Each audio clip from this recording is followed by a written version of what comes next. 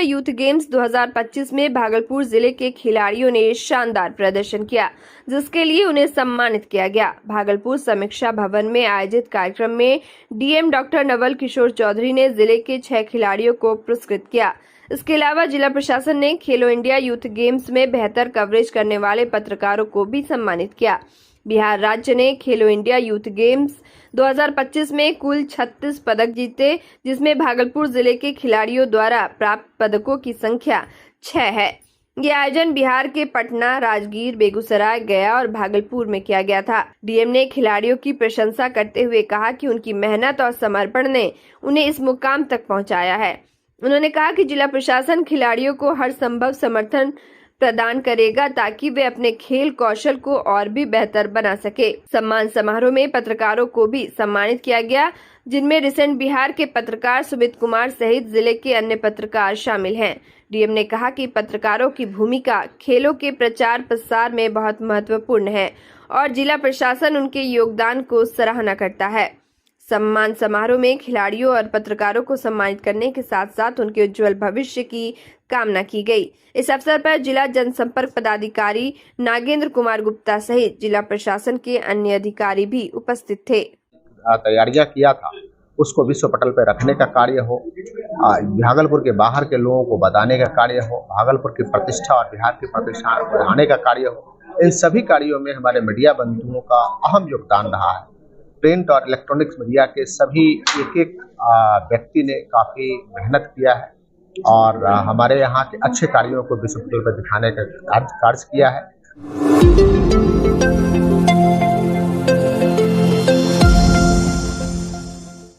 भागलपुर में 2 बसों की आमने सामने की टक्कर हो गई, जिसमें करीब 30 यात्री घायल हो गए। सभी घायल को इलाज के लिए नौगछिया के अनुमंडल अस्पताल में एडमिट कराया गया। फिलहाल सभी यात्रियों की हालत खतरे से बाहर है। घटना परबत्ता थाना क्षेत्र के विक्रमशिला सेतु की है। प्रत्यक्षदर्शियों के मुताबिक एक बस कटिहार से भागलपुर की ओर जा रही थी, दूसरी बस भागलपुर से अररिया जा रही थी। इसी दौरान ओवरटेक करने के चक्कर में आपस में टकरा गई। टक्कर इतनी जोरदार थी कि गाड़ी का अगला हिस्सा बुरी तरह क्षतिग्रस्त हो गया। हादसे के बाद मौके पर चीख पुकार मच गई। ग्रामीणों ने यात्रियों को गाड़ी से बाहर निकाला। इसके बाद एम्बुलेंस की सहायता से सभी को अस्पताल पहुंचाया गया। वहीं परबत्ता थाना अध्यक्ष शंभू पासवान ने बताया कि हादसे की जानकारी मिलते ही पुलिस टीम मौके पर पहुंच गई थी। क्षतिग्रस्त वाहनों को जब्त कर लिया गया है। फिलहाल घायलों का इलाज अस्पताल में चल रहा है, साथ ही मामले की छानबीन की जा रही है।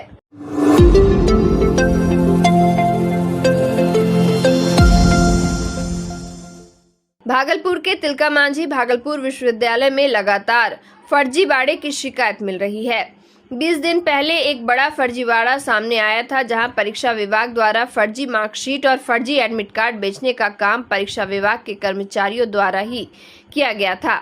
2 से 3 दर्जन छात्राओं का फर्जी कागजात बनाया गया। इसके लिए 4,000 से 20,000 तक की राशि वसूली गई। मामले ने जब तूल पकड़ा तो कुलपति प्रोफेसर जवाहरलाल प्रशासनिक भवन पहुंचे थे। कर्मचारियों को परीक्षा नियंत्रक को फटकार लगाई थी।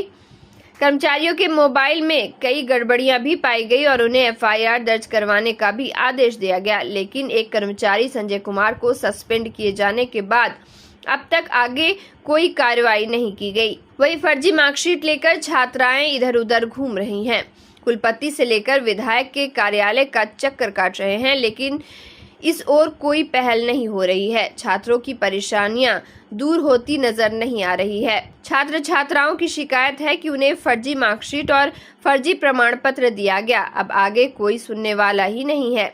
इस कारण ना ही नौकरी हो पाएगी और ना कोई काम आगे बढ़ पाएगा। ऐसे में वह लोग कहाँ जाएं? भागलपुर विधायक अजय शर्मा ने शिक्षा विभाग और राजभवन से उच्च स्तरीय कमेटी बनाकर जांच कर दोषी कर्मियों पर कार्रवाई की मांग की है और राजभवन और शिक्षा मंत्री को भी पत्र भेजा है।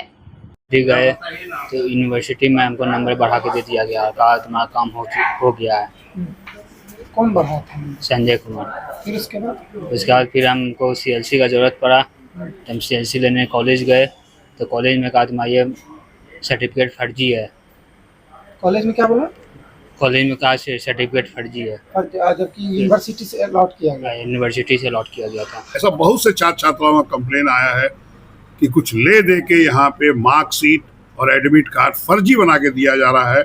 मैं शिक्षा मंत्री आदरणीय राज्यपाल महोदय को सबको मैं पत्र लिख रहा हूँ कि इसके जांच कराएं, एक कमेटी वहां से बना के इसकी जांच कराएं, क्योंकि वाइस चांसलर एक को सस्पेंड करते हैं लेकिन उसमें कोई निराकरण नहीं मिलता। छात्र और छात्राओं के भविष्य के साथ खिलवाड़ करना यह बिल्कुल गलत है।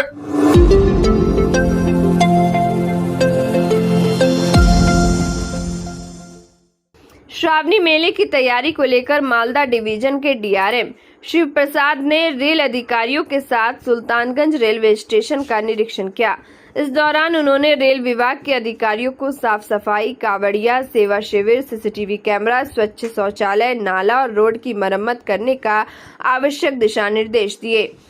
एडीआरएम ने कहा कि श्रावणी मेले की तैयारी के लिए सभी आवश्यक कदम उठाए जा रहे हैं। उन्होंने बताया कि सुल्तानगंज से देवघर तक नई ट्रेन और जमालपुर देवघर ट्रेन चलाई जा रही है और सभी ट्रेनों का ठहराव भी श्रावणी मेला में किया जा रहा है। इसके अलावा कावड़ियों की सुरक्षा और सुविधा के लिए सीसीटीवी कैमरे और स्वच्छ शौचालय की व्यवस्था की जा रही है। निरीक्षण के दौरान सांसद प्रतिनिधि पवन किसान ने स्टेशन रोड की मरम्मत की बात कही, लेकिन एडीआरएम ने कहा कि रोड की मरम्मत नहीं हो पाएगी, केवल कच्चा नाला का निर्माण होगा। इस पर दोनों के बीच नोकझोंक भी देखने को मिली। पवन किसान ने मालदा डिवीजन के डीआरएम से बात की और एनओसी मिलने पर ही कार्य पूरी होने की बात कही। विधायक और सांसद ने कहा कि विभाग से एनओसी मिलने के बाद जल्द ही कार्य शुरू हो जाएगा। एडीआरएम शिव प्रसाद ने कहा कि कावड़ियों की सुरक्षा और सुविधा के लिए सभी आवश्यक कदम उठाए जा रहे हैं। उन्होंने बताया कि रेलवे स्टेशन पर कावड़िया सेवा शिविर स्थापित किया जाएगा, जहां कावड़ियों को आवश्यक सुविधाएं प्रदान की जाएंगी। बता दें कि श्रावणी मेला आगामी 11 जुलाई से शुरू होने वाला है और रेलवे विभाग इसके लिए पूरी तरह से तैयार है। एडीआरएम ने कहा कि श्रावणी मेला के दौरान रेलवे स्टेशन पर विशेष व्यवस्था की जा रही है। उन्होंने बताया कि कावड़ियों की सुविधा के लिए विशेष ट्रेन चलाई जा रही है और सभी ट्रेनों का ठहराव भी श्रावणी मेला में किया जा रहा है। इस दौरान station master Girish Kumar, rail विभाग के अधिकारी और रेल पुलिस मौजूद थे। उन्होंने कहा कि श्रावणी मेला के दौरान सुरक्षा और सुविधा के लिए सभी आवश्यक कदम उठाए जा रहे हैं। रेलवे स्टेशन पर सीसीटीवी कैमरे लगाए जा रहे हैं और स्वच्छ शौचालय की व्यवस्था की जा रही है।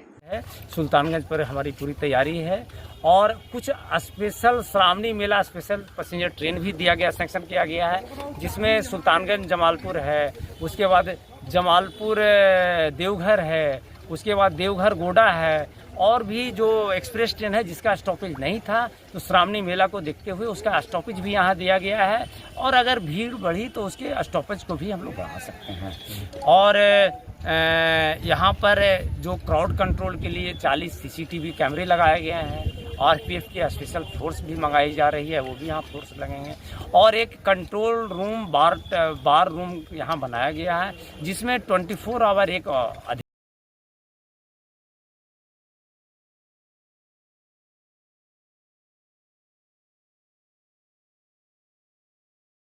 के कारण नल का जल बर्बाद हो रहा है। बड़ी खंजरपुर के वार्ड संख्या 24 में रोजाना हजारों लीटर शुद्ध पीने का पानी सड़क पर बह रह जाता है, क्योंकि पाइप में नल नहीं है। इससे न केवल पानी की बर्बादी हो रही है बल्कि सड़क भी खराब हो रही है और वाहन चालकों, स्कूली बच्चों एवं पैदल चलने वालों को भी परेशानी हो रही है।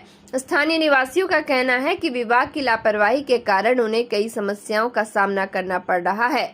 उनका कहना है कि अगर विभाग समय रहते इन समस्याओं का समाधान नहीं करता है तो स्थिति और भी खराब हो सकती है। अब देखना यह है कि विभाग इन समस्याओं का समाधान करने के लिए क्या कदम उठाता है और कब तक इन समस्याओं का समाधान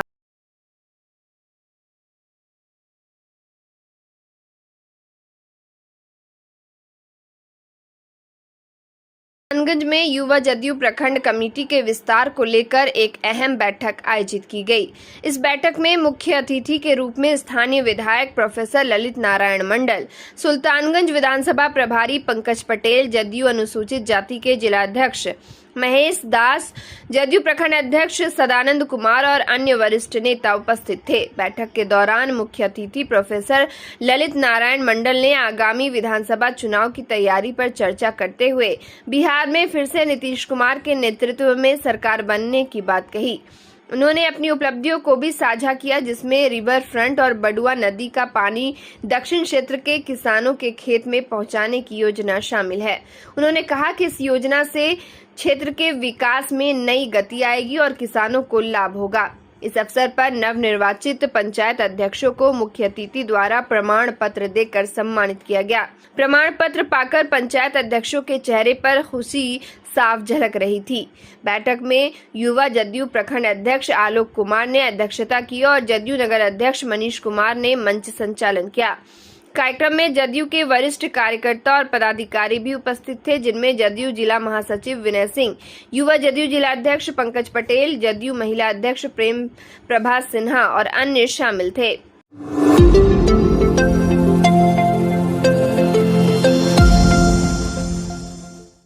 स्मार्ट सिटी भागलपुर का बस स्टैंड बदहाल स्थिति में है, जबकि यहां से रोजाना हजारों यात्री विभिन्न शहरों के लिए बस पकड़ते हैं। इस बस स्टैंड से यात्री अररिया, पूर्णिया, बांका, कटिहार, दरभंगा, मुजफ्फरपुर जैसे शहरों के लिए बस पकड़ते हैं। बस स्टैंड की स्थिति इतनी खराब है कि बारिश के बाद यहाँ की स्थिति और भी बदतर हो जाती है। यात्रियों के लिए पीने के पानी की सुविधा भी उपलब्ध नहीं है और इलेक्ट्रॉनिक शौचालय भी बंद पड़ा हुआ है। बिहार राज्य पथ परिवहन निगम का यह बस स्टैंड महीने में 70 लाख से अधिक का राजस्व देता है, लेकिन इसके बावजूद यहाँ की स्थिति में कोई सुधार नहीं हो रहा है। पथ परिवहन निगम भागलपुर का कार्यालय भी जर्जर हालत में है। कार्यालय की दीवारों में दरारें आ गई है और छत से प्लास्टर गिर रहा है। स्मार्ट सिटी योजना के तहत बस स्टैंड को स्मार्ट बनाने की पहल नहीं हुई है, जबकि यह बस स्टैंड शहर के बीचों बीच तिलका मांझी में स्थित है। सुरक्षा सुविधा के नाम पर यहाँ कुछ भी नहीं है, न तो सीसीटीवी कैमरे हैं और न ही सुरक्षा गार्ड। यात्रियों को अपनी सुरक्षा की चिंता सताती रहती है। बस स्टैंड की बदहाली का खामियाजा यात्रियों को भुगतना पड़ता है, जहां उन्हें गंदगी और बदबू के बीच बस का घंटों इंतजार करना पड़ता है।